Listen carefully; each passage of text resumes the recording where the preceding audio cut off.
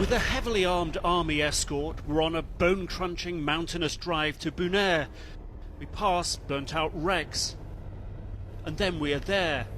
It looks like a paradise. But until a month ago, this district was controlled by the Taliban. You can see yourself that normalcy is returning in the area.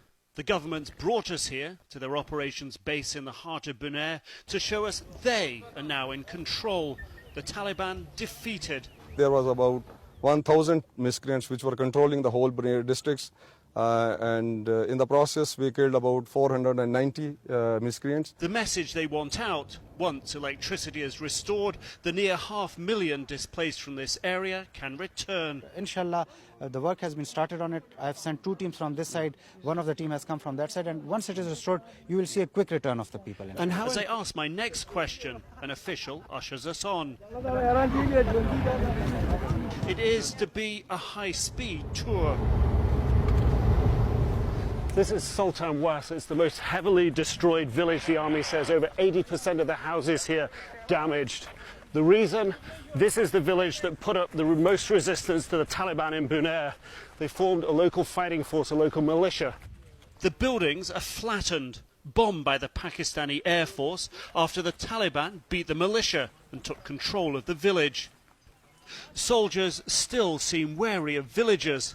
Local officials say some Taliban escaped, hiding among the displaced families.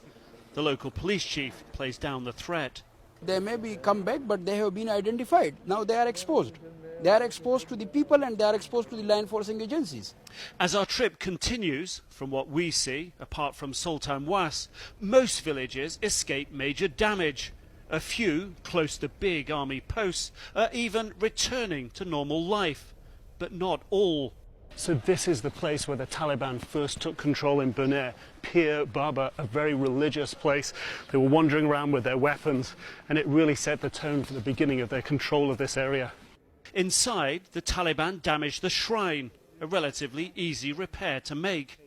Outside on the streets, the fix may be harder.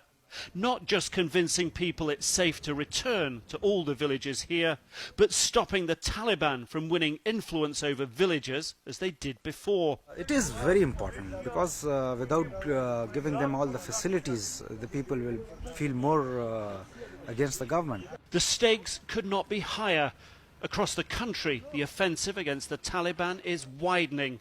Getting returns right in Buner will impact way beyond this secluded valley. Nick Robertson, CNN, Buner, Pakistan.